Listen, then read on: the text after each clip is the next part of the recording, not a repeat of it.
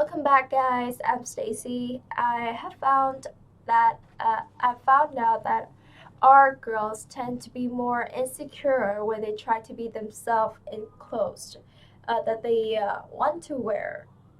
Trust me, girl, that's not your problem. Give it all out. Like, what are you insecure about? Being a queen? That's not what I want to hear. So just go out there, wear whatever you want, and be yourself. That's what makes them more, attractive.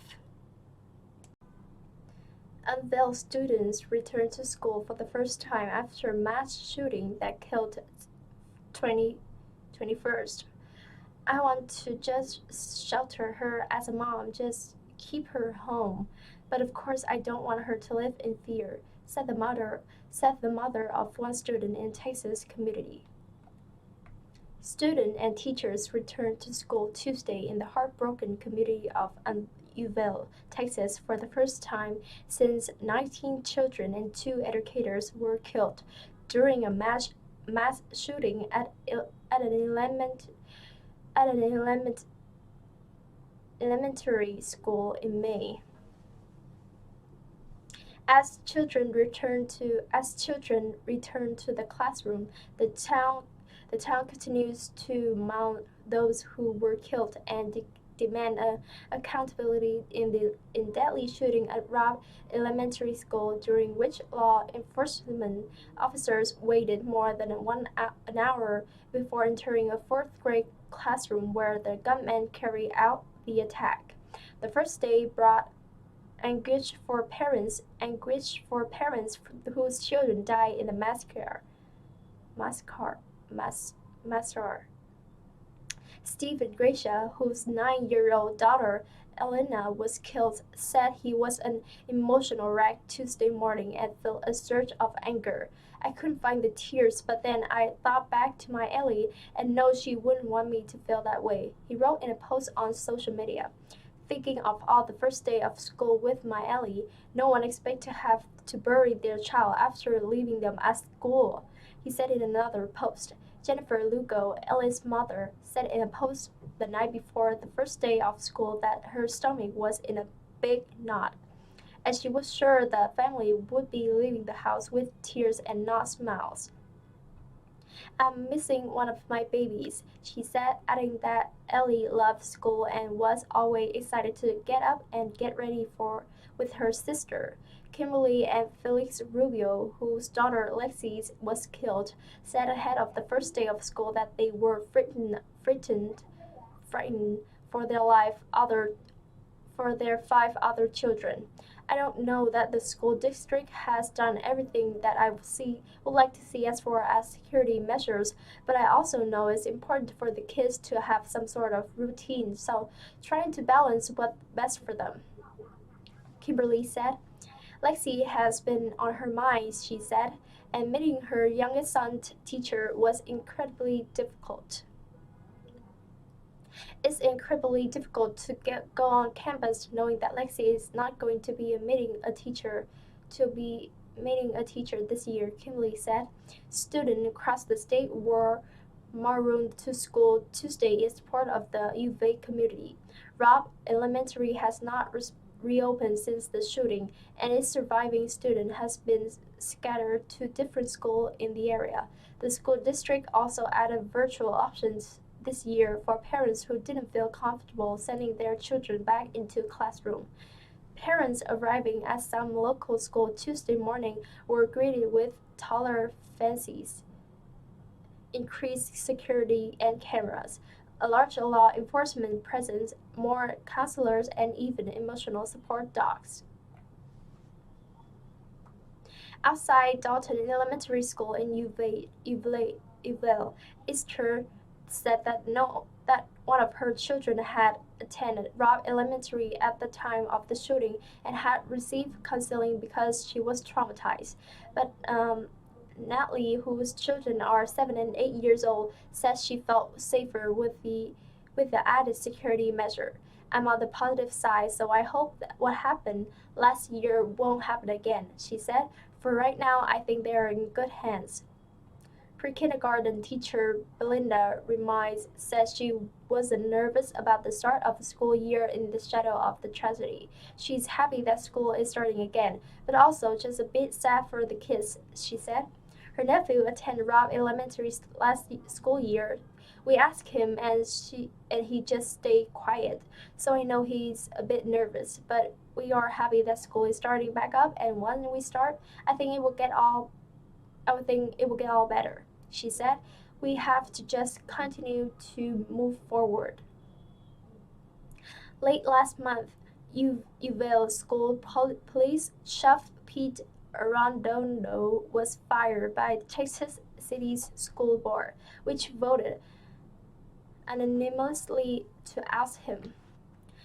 The embattled chief removed capped 3 months of outrage over the botched law enforcement response to the shooting at Robb Elementary. 1 hour, 14 minutes, and 8 seconds passed from the time police entered the building May 24 until the gunman was killed, Texas Department of Public Safety Director Steve McCraw has said.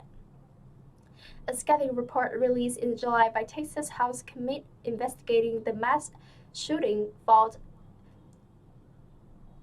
systemic failures and poor decision making by law enforcement and the school district.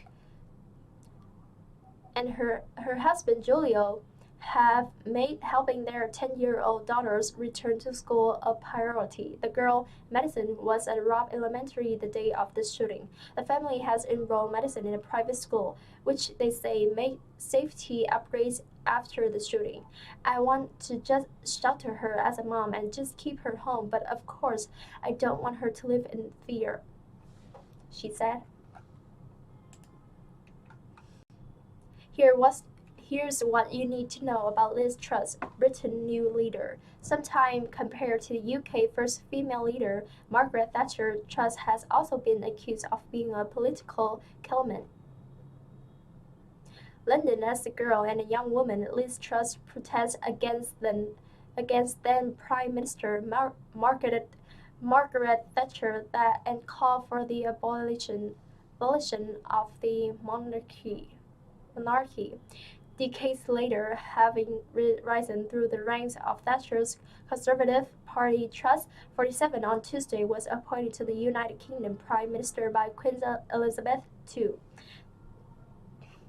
As she headed to No 10 Downing Street, Truss looks eager to rule in the image of the famously blunt and strong-willed iconoclast whose legacy still divides this country. Her victory means she will become the country's third female leader, after Thatcher and Theresa May. The Iron Lady, as Thatcher was known, was the 20th century's longest-serving British leader and birthed an ideology, Thatcherism, that still dominates the party with its low tax, high-growth economic liberalism. Serving as primer from 1979 to 1990. When she was forced to resign by her own government, Thatcher was a strident cold warrior and a supporter of free markets, and especially close to President Ronald Reagan, one of Britain's most divisive prime minister, revile and revert in almost equal measure to this day. She's best known for her policies. She's best known for her policy on deregulation, privatizing state-owned companies, and smashing the power of unions. She died in 2013. Whether international or not, observers and the public have pointed out Truss appears to have a habit of recreating iconic Thatcher public appearance. While serving as Foreign Secretary, Truss was accused of consciously mirroring Thatcher by posing in a Challenger 2 tank while visiting British troops in Estonia. A famous picture of Thatcher in a Challenger tank in Germany in 1960 1986. When visiting Russia, Russian Foreign Minister Sergei Lavrov at the Kremlin in February, she wore a fox fur hat that again was compared to that worn by Thatcher on a Russia trip in 1987. During the Conservative leadership contest, Truss wore an outfit strictly similar to one Thatcher had worn for an election broadcast in 1979, a black blazer and a white shirt with a bow tie at the front. For Truss critics, the similarities to Thatcher's are the best premature and worst ludicrous. I don't think there is anything in it. They're completely different people. Truss supporter Andrea Andino, 55, insisted outside the venue where Truss was announced the new leader of the Conservative Party on Monday. Andino wore a t-shirt in Liz with Truss. She's different. I don't think she will follow Thatcher in any way, she added. Timothy Kirkhope, a Conservative member of the upper chamber of the British Parliament, also dismissed the comparison, but for different reasons. I regard any comparison between Truss and Thatcher as derisory, he said in an email. I worked as a government whip under Margaret Thatcher. She was a colossus in politics. There is absolutely no way that Truss could ever get anywhere near the achievements of Thatcher, he said. Truss herself complained to BBC Radio 4 in July that women tend to get compared to Thatcher whether they resemble her or not. I'm on my own person, she said. James Cleverly, who served as an education minister under Boris Johnson, echoes these sentiments. She's a woman in politics, though comparisons are inevitable, and he said, she is Liz Truss, she's her own person. To those of us who have studied Thatcher, she's hardly in the same league, at least on current form, said Professor Tim Bell, an expert on British politics and the Conservative Party at Queen Mary University of London. While Thatcher was regarded then and now was a conviction politician who embodied her beliefs, Truss had been accused of being a political chameleon, flip-flopping on major policies and criticized for lacking hard and fast principles. She was an activist for the centrist Liberal Democrat Party as a college student. We do not believe people are born to be ruled. She said while arguing passionately for the abolition of the monarchy at the party conference in 1994, a testament to just how far she has traveled politically. Truss campaigned for Britain to remain in the European Union, only flip side and later support Brexit once the country has voted to leave in 2016. The commitment to Brexit and unlocking its supposed benefits is now a core pillar of her platform, an attitude that could lead to a heated and expensive legal battle with the European Union and the Republic of Ireland over the complex of Northern Ireland Protocol. While Truss said during the Brexit referendum campaign that Britain shouldn't spend years in massive divorce from Europe, she may be about to preside over exactly this. Born in Norfolk in 1975, Mary Elizabeth Truss is the daughter of John Kenneth, a math professor at the University of Leeds, and Priscilla Truss, a nurse. In the biography section of her website, she described her parents as left-wing. When she was 4, the family relocated to Paisley, a town near Glasgow in Scotland. They moved again in 1985 to the northern English city of Leeds in West Yorkshire. Truss frequently refers to herself as a Yorkshire woman. A falsy attempt to contract her upbringing with the largely affluent Southern English background of many conservative members and activists. Throughout her leadership campaign, Truss said her vision of conservatism was inspired by seeing fellow students at the local public high school struggling in an overly bureaucratic filling system. Many of the children I was at school with were let down by low expectations, poor education standards, and a lack of opportunity, she said at her leadership launch July 14. Former student and staff at Raleigh and also local politicians dispute Truss' portrayal, accusing her of unfairly meddling the school for political gain. It is located in one of the most affluent areas of Leeds, and it certainly could never be described fairly as a sink school, he said via email, referring to British terminology for a failing and underachieving school. Her contentions about her deprived background as the daughter of the university professor are a load of nonsense, Crithope said. After graduating from Oxford in 1969, she abandoned the Liberal Democrats and joined the Conservative Party, the dismay of her left-leaning father. He was quite horrified, she told the Times newspaper in 2012. After college, Truss worked as a graduate trainee accountant for the energy giant Shell and later the telecommunications company Cable and Wireless. In 2000, she married fellow accountant Hugh O'Leary, and they have two daughters. After a youth of on the center-left university prime trust for conservation to the right, I met Tories and I realized that they didn't have two heads and were actually good people, she told the Daily Mail in 2019. Truss stood as a Tory candidate in the election of 2001 and 2005, losing both times. It would take another 5 years before she was finally elected as the MP for South West Norfolk.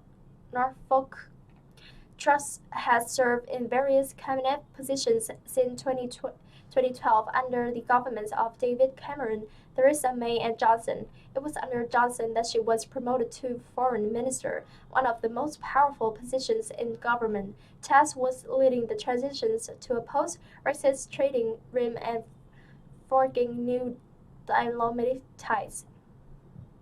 The Conservative Party may have ditched Johnson, but his brand of populism looks set to stay under the new prime minister.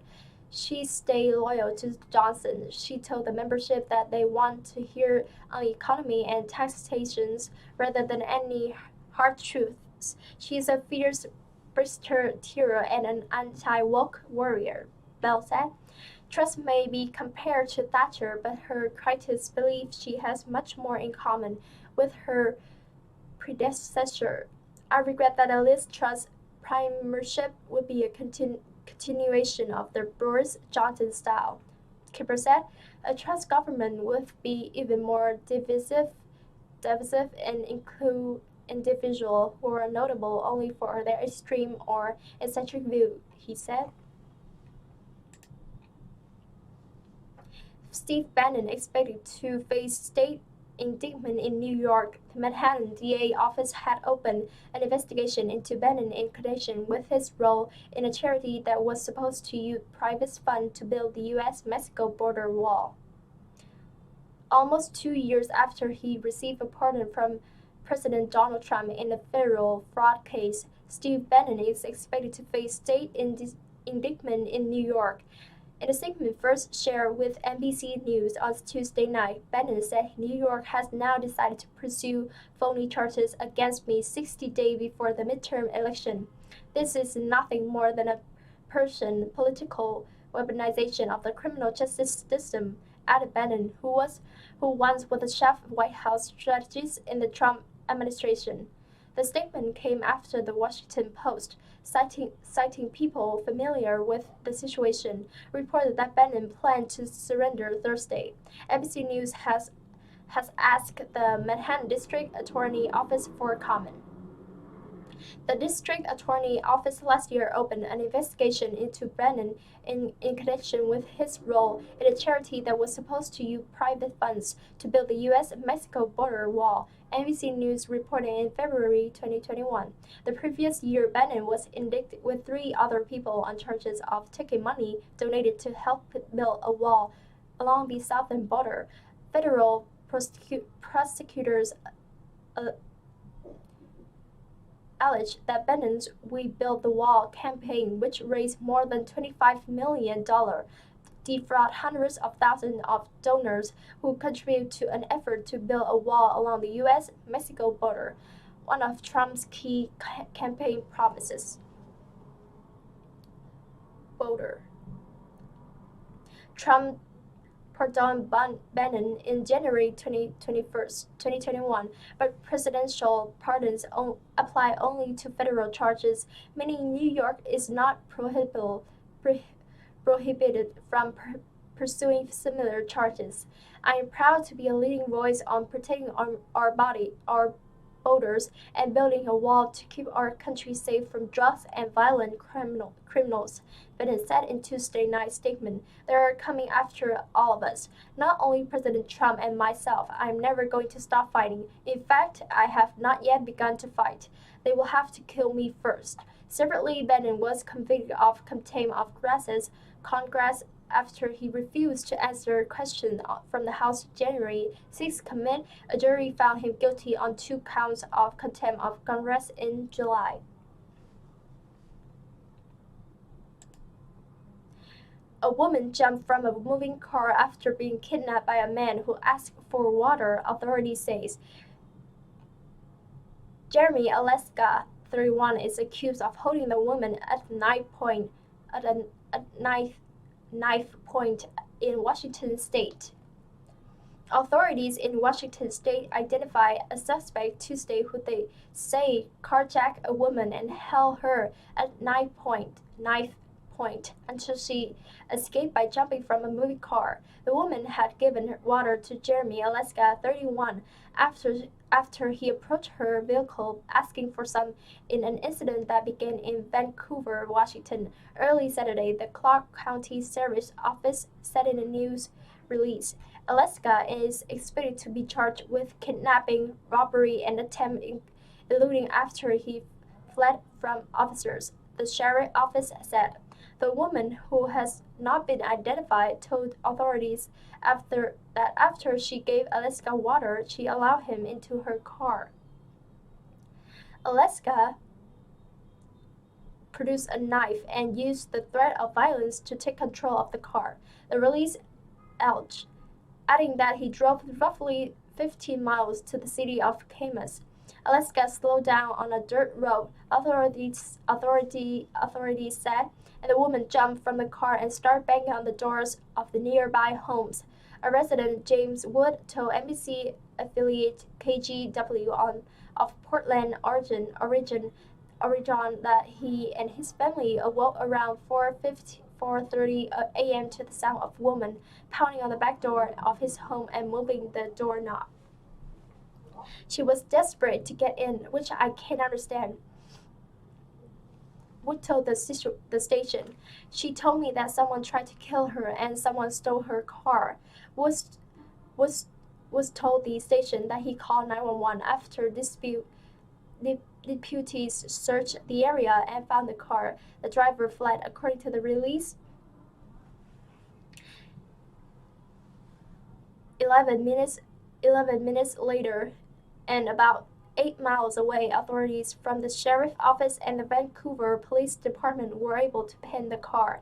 And the release says Alaska was taken into custody after he tried to flee the vehicle. The release says he refused to provide his name and was identified through other names. The sheriff's office says it wasn't immediately clear whether he has a lawyer to speak on his behalf.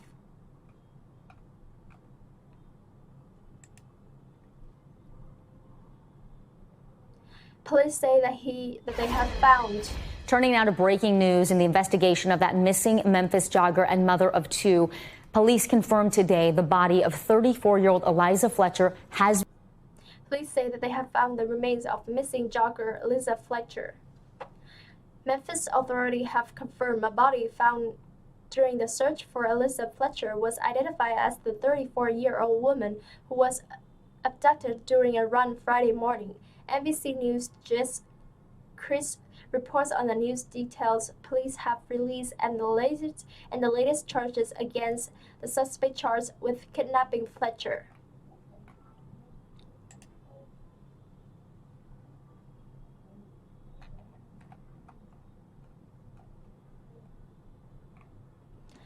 And that is the end for today. Hope you guys enjoy this video, and I'll see you guys in the next video.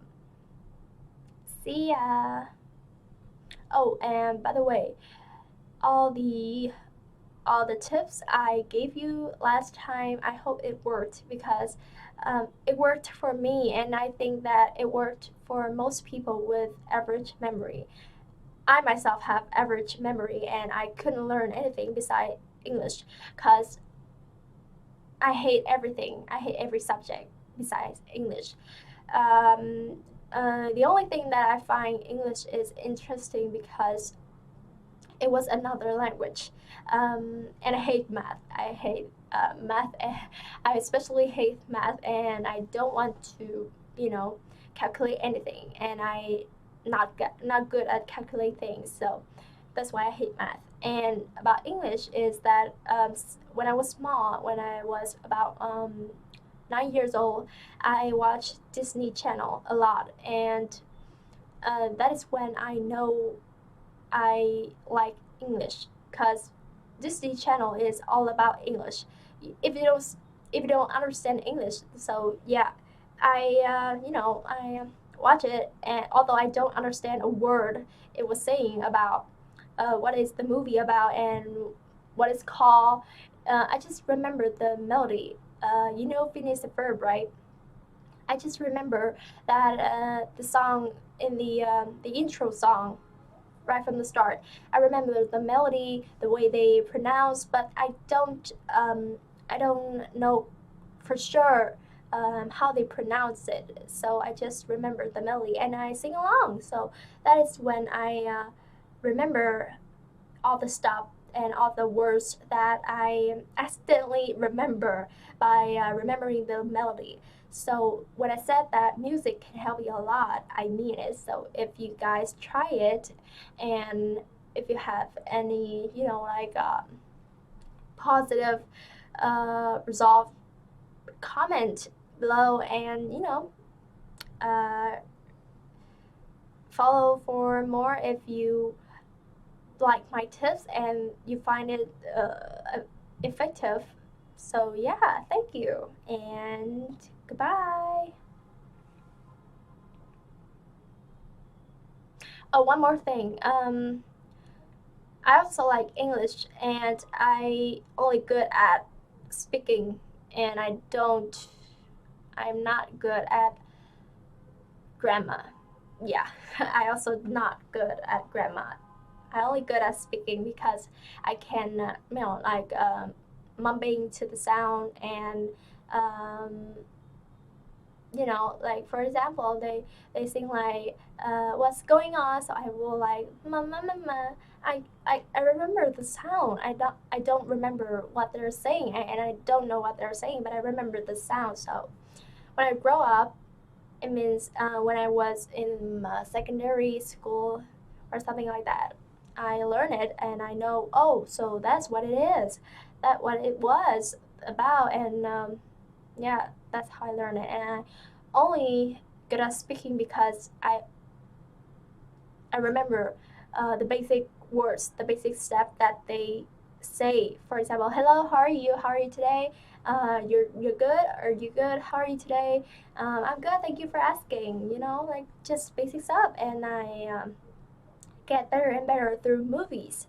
Yeah. So yeah,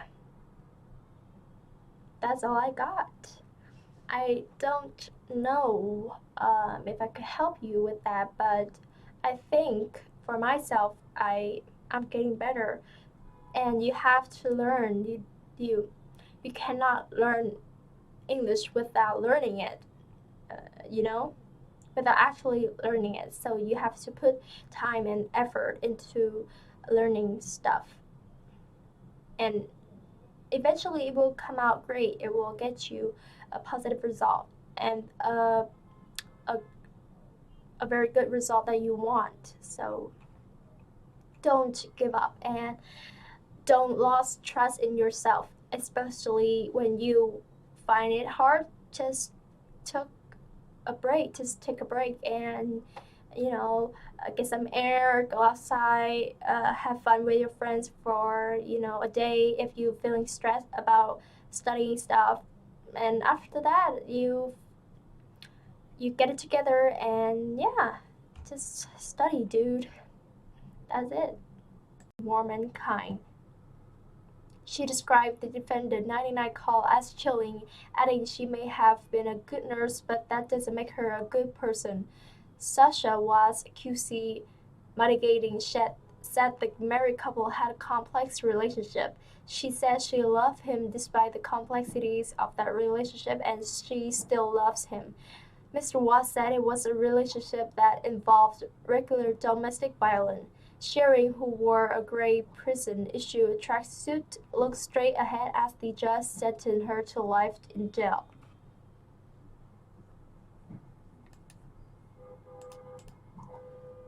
Man shot dead by police in South London was said to become father.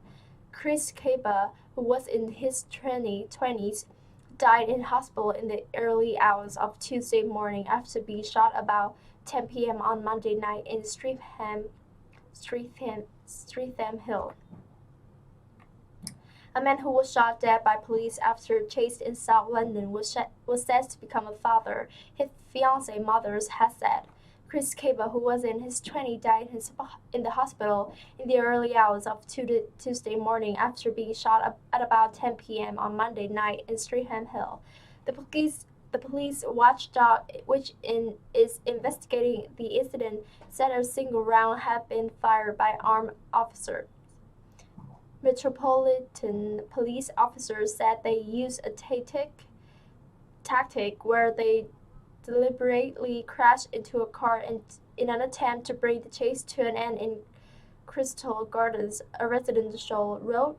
Some paying tribute at the scene said Mr. Keba was a rapper known as Maddox or Matt H. 67, but Kim Alien, whose daughter was engaged to Mr. Keba, said this was not true and that he had an apprenticeship to become an architect. She said he was so loved, he was so funny, he was super kind, crazy, he was always happy, he would do anything for you. He was a fiancé, he was due to get married in 5 months' time. He got a baby on the way that he's never going to see.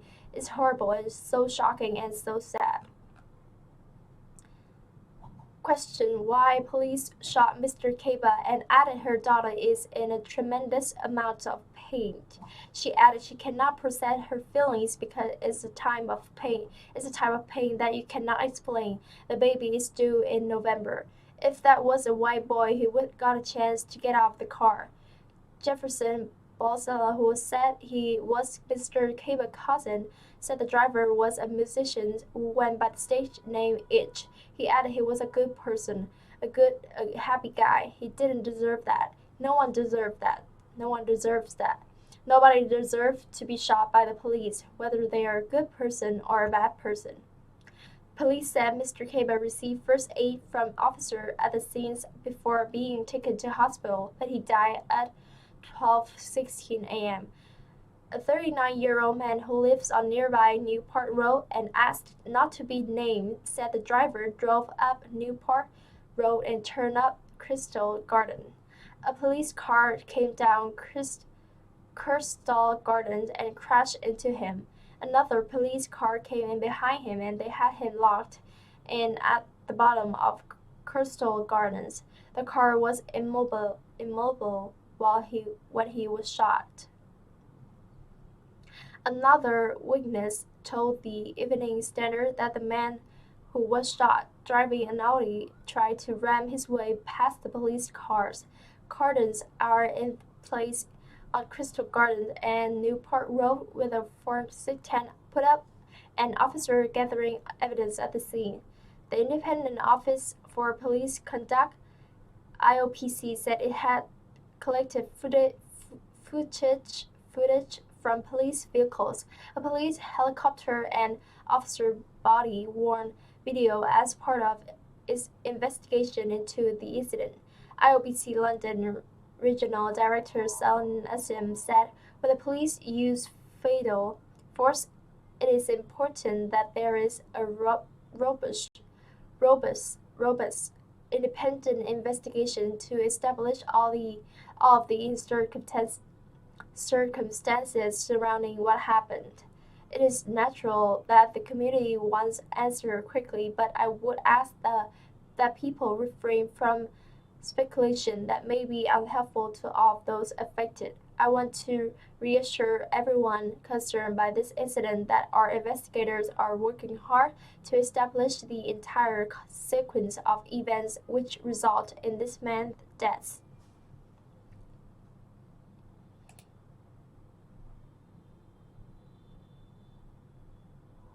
Teenager stabbed to death and another critically ill after a highly worrying incident in East London. 2 teenagers were found with stab wounds following a disturbance involving a large group of people in Lichfield Road in the East London borough of Tower Hamlets at about midnight on Sunday. A teenager have been stabbed to death, and another is critically ill in hospital after a highly worrying incident. Scotland Yard said they found 2 males with stab wounds after being called to a disturbance around midnight involving a large group of people in Lichfield Road, Tower Hamlets, East London. A murder investigation is now underway, but no arrests have been made yet, said police.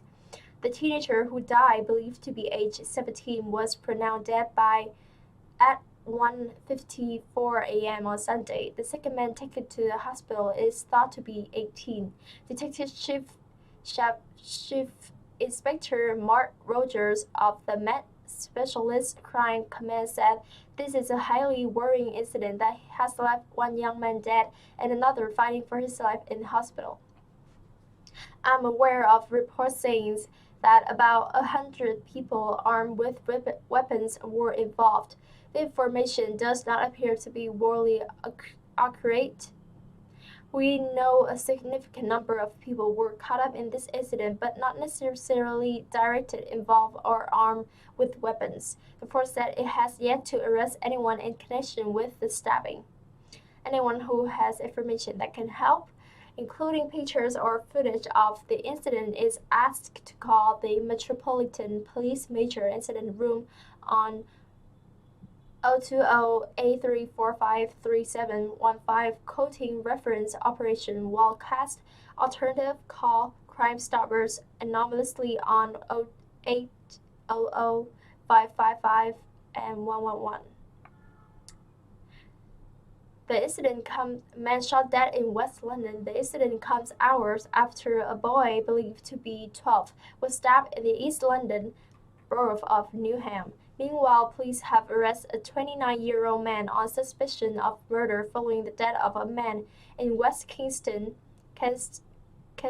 in London. Officers were called to Kensington High Street at about 2 a.m. on Sunday. They found a man believed to be in his 20s with gunshot wounds and provided emergency first aid until the arrival of the London Ambulance Service and London Air Ambulance. The man was taken to a central London hospital where he later died.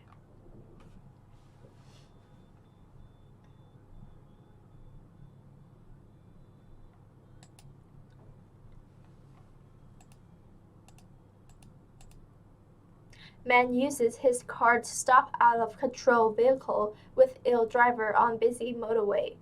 John Barlow said he thought the driver was dead when he first noted the Audi in the outside lane of the M62 going slower and slower. A motorist has described the dramatic moment he used his car to stop another vehicle whose driver had fallen seriously ill at the wheel on a busy motorway. John Barlow thought the other driver was dead when he saw the car heading slowly along the overtaking lane of the M62 near Leeds on Saturday. Fearing a crash, he managed to get his Hyundai in front of the ill driver's Audi and then take his foot off the accelerator and bring the car behind to a stop. He was then able to get out and help the man, who was barely breathing. After trying to break into the locked vehicle using his elbow, Mr. Barlow was helped by a tradesman with a hammer to get access to the stricken middle-aged driver. Then tie his head back to free his airway. Others then stopped to help, including a doctor on the other carriageway of the M62 who traveled to the next junction, turned around, then battled through the backup traffic to get to work with a defibrillator. Mr. Barlow, a 59-year-old martial arts instructor from Middleton, Greater Manchester, told the PA news agency he had first noted the 80 in the outside lane going slower and slower and pulled alongside. He said he looked dead at the wheel. I could see his lips were blue and he had blood trickling down his face. His head was tilting forward. I thought, oh my God, I got to stop him. I matched his speed, then eased my way in front of him, and then slowly took my foot off the accelerator. He was driving his wife, Chrisley, and son, Joey, 7, to pick up a new kitten in Pontefract, West Yorkshire, and his son in the back screamed as the runaway car behind bumped into him. I guess the car behind was going 30 miles. He hit my car a couple of times and then we came to a stop, he said. Other drivers stopped at the scene, bringing the 4-lane carriageway to a halt. An official and an off-duty female police officer took over the first aid until paramedics arrived. Mr. Barlow said everyone was amazing. It was a real team effort. They got the man on the floor. Then the doctor jumped in as well. The next day, Mr. Barlow received a call from West Yorkshire police thanking him, and he was told the driver has suffered a seizure but was well enough to go home.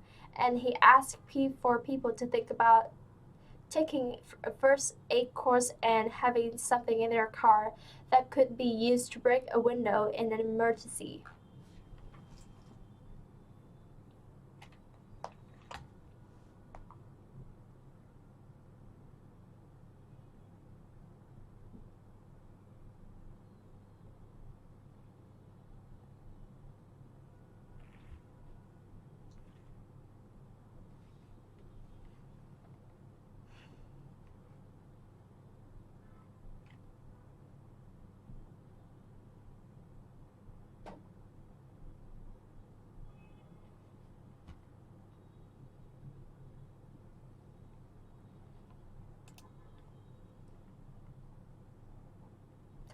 Florida man had arm bitten off in alligator attack before getting lost in woods for 3 days.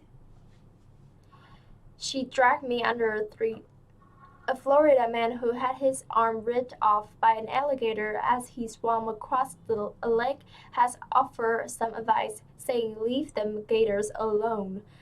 Eric Marta from Sarasota was taken to hospital after the attack at Lake Manatee Fish Camp in Mayaka City in the U.S. state on 17 July.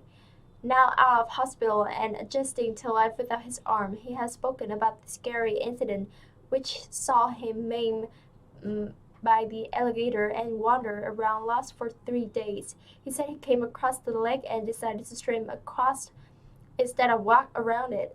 I looked over and there's a gator on my right-hand side, so I went to swim, and she got my forearm. So I grabbed her like this. She was trying to roll, but she snapped my head so my arm went backwards completely, Mr. Marta said. He said he had to fight for his life. She dragged me under 3 times. She already got my arms, so when we came up the third time, she finally did a death roll and took off with my arm. He managed to get out the lake, but then spent 3 days trying to find his way. You can't see anything. Sometimes I feel like I was walking in circles. I didn't know. So I started following the sun and power lines, stuff like that, things I could see. After 3 days in the swamp, he said he stumbled on a fence and a man on the other side. I said, "Hey man, I need some help." And he says, "What are you doing?" And I said, "A gator got my arm." And now he's adapting to a new normal with a new perspective.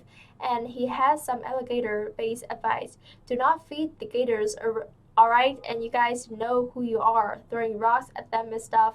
I've seen it on the job sites. Leave them gators alone, he said.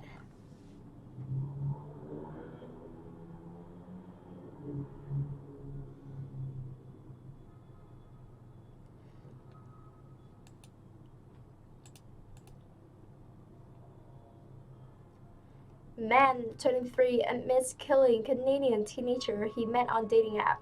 Ashley Westward moved to the UK only 3 months before she was stabbed to death by her boyfriend.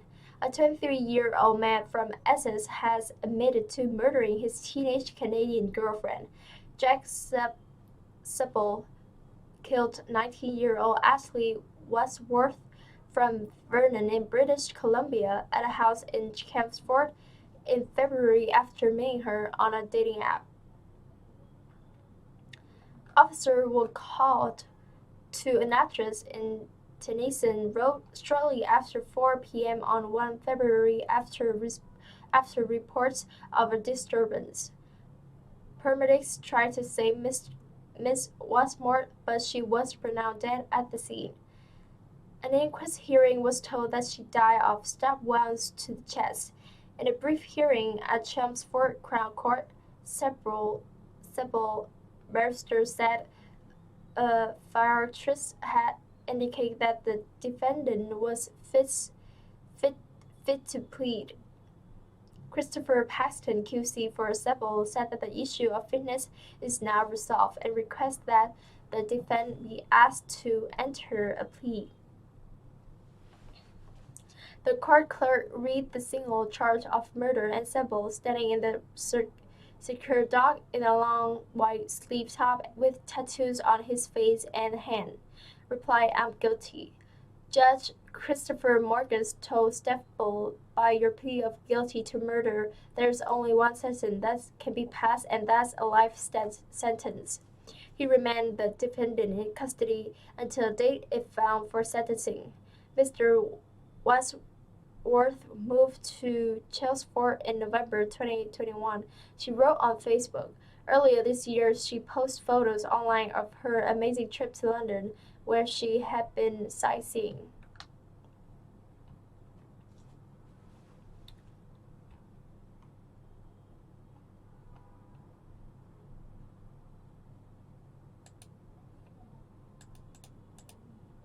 London therapist accused by sister of stealing from rich mother tells court of threatening relationship. Jonathan Phil from Kilburn, northwest London, told Southwark Crown Court, "My mother liked to wear fashionable clothes. She liked to wear skinny jeans and she liked to wear jackets, and she would shop everywhere." A therapist accused by his sister of stealing from their wealthy mother's bank account has told court of their threatening relationship he has with his sibling. Jonathan Field denied 2 charges of theft from his 89-year-old mother, who is reportedly suffering from significant cognitive decline, in a private prosecution from his sister, Louise Radley. Phil, 62, appeared at Southwark Crown Court after being accused of taking more than £1.5 million of Hannafield's life savings once she became too ill to look after her financial affairs. The London therapist has now been cleared of stealing £1.3 million from a joint Swiss bank account in his and Mr. Phil's names between May 2015 and November 2017. Judge Geoffrey Parents directed the court jury to return a not guilty verdict after saying, as a matter of law, it is not illegally thief to effectively steal from yourself. Phil denies further charges of their relating to almost £270,000 allegedly stolen from his mother, Irisel Bank Lumley account. This sum is thought to have been taken through withdrawal of cash with ATMs, using Mr. Phil's credit cards for shopping express and making bank transfers between October 2014 and September 2017. A relationship is non-existent. Phil offered evidence of a fraud relationship with his sister by telling the court how he was banned from her home around 2006 and that their relationship has since gone worse. Phil from Kilburn, Northwest London, described their relationship as fraud-framing and non-existent. However, he has an excellent relationship with his mother, who he visits up to 8 times a year in Tel Aviv, Israel, where she retired with her late husband Monty, who died in 2010. Phil had worked for the family clock and watched film before becoming a therapist and said his parents were extremely generous to him and his sister. He told the jury his mother, who had supported him through his drug addiction in his 20s, was not a miser and spent her money freely, was also helping the siblings purchase properties. Mr. Phil liked to have at least £500 in cash and often gave money and presents to the accused son and the daughter of his current partner. Phil told the court, "My mom would shop everywhere." Prosecutor Adam Gart perversely implied to jurors that it was unlikely Mr. Phil has been responsible for a magical mystery tour of spending during a trip to London in April and July 27, with transactions totally out of keeping with the expenditure of a lady in her advanced years.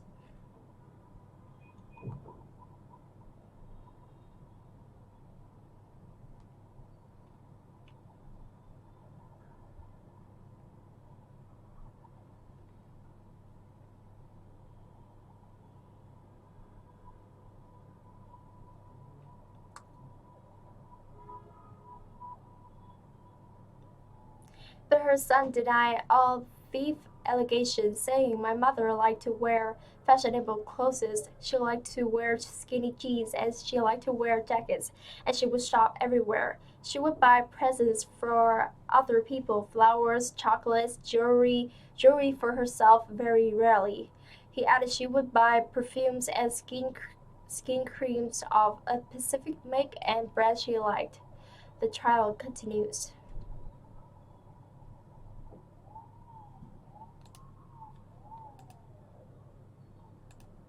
Pilot who threatened to crash intentionally in Mississippi had no license and faces terror charges.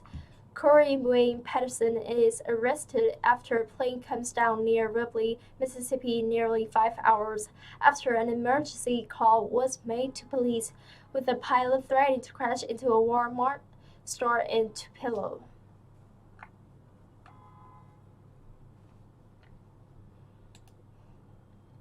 Final suspect in Canada mass stabbing has died. Miles Sanderson and his brother Damon, who was found dead on Monday, were suspected of killing 10 people and injuring 18 others in one of the deadliest attacks in Canada modern history. The final suspect in the recent mass stabbing in and around a Canadian reserve has died after being run off the road. Police have confirmed Miles Sanderson, 32, was found near the town of Ruston in the central province as officers respond to reports of a stolen vehicle after being driven by a man armed with a knife. The Royal Canadian Mounted Police (RCMP) said officer rammed Sanderson's vehicle off the road into a ditch, and he was taken into custody, but went into what a spokeswoman described as medical distress. He was taken to hospital but died shortly afterwards. 10 people were killed and 18 injured after the attacks in and around the James Smith Cree Nation community in the Central Province on Sunday. 10 victims remain in hospital, 3 of them in a critical condition. At a press conference confirming Miles Sanderson's death, RCMP Assistant Commissioner Rhonda Blackmore said he had visited James Smith Cree Nation home to 9 of 10 victims and said many of them had witnessed incredible trauma. Many people haven't slept, she said. They told me every time I close my eye, I hear noises. I hope this gives them some sense of closure, and that they can rest easier tonight knowing Miles is no longer at large. I know they are able to start healing. Hundreds of police officers undertook an intensive manhunt for suspect Miles and his brother Damon Sanderson, who had fled the crime scenes. Damon was found dead in the grassy areas of James Smith Cree Nation on Monday, with injuries police and said were not self-inflicted. Miles Sanderson, who officers described as armed and dangerous, remained on the loose until Wednesday afternoon. The stabbing rampage on Sunday was one of the deadliest attacks in Canada's modern history. Police said some of the victims appeared to have been targeted, while others were attacked at random. Officers would have not revealed a possible motive, but a statement from an indigenous group from the province suggests the stabbing could be drug-related. But Ms. Blackmore said, unfortunately, now that Miles is deceased, we may never have an understanding as to that motivation. Questions are beginning to be asked about why Miles Sanderson, with 59 convictions and a long history of violence, was out on the street. The 32-year-old was released by a parole board in February while serving a sentence of more than 4 years on charges that include assault and robbery, but he had been wanted by police since May, apparently for violating the terms of his release. To continue the last video, today we will try to meditate.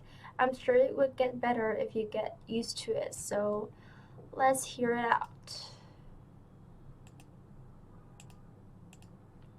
Indonesian football fans' passion can have devastating results, says former national team manager. The rush to escape being rushed as police lose control at an Indonesian football match felt grimly familiar for Simon McManamy. For the last decade, the Scotsman has contended with the heated and dangerous experience of coaching in Indonesia, including as manager of national team.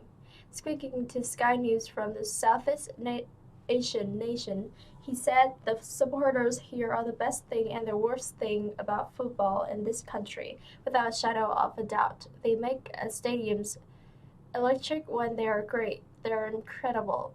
But when they're bad, it invokes a reaction. It causes a ripple effect, and as we have seen last night, that can have devastating results.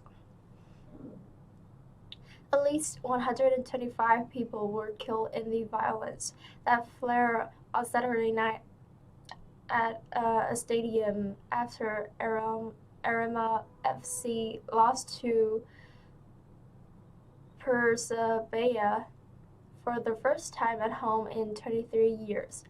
Thousands of Arema supporters invaded the pitch and threw bottles and other missiles at players and officials. The mayhem, with tear gas being deployed by police, led to fans being trampled to death in Malang, East Java. I don't think it can be swept under the carpet, he said. In the past, possibly has not been looked at sufficiently Arguably more could have been done. Indonesian President Joko Widodo has ordered an investigation of security procedures at football. A focus will be on the police response that seemed quite heavy-handed to Manami. He said they are going to have to sit down and really have a good look at what happened here and why it happens, how it happens, and how we can make sure it never happens again. The passion of fans that makes working Indonesian football so appealing to a foreign coach like many can overstep the mark, requiring a crackdown.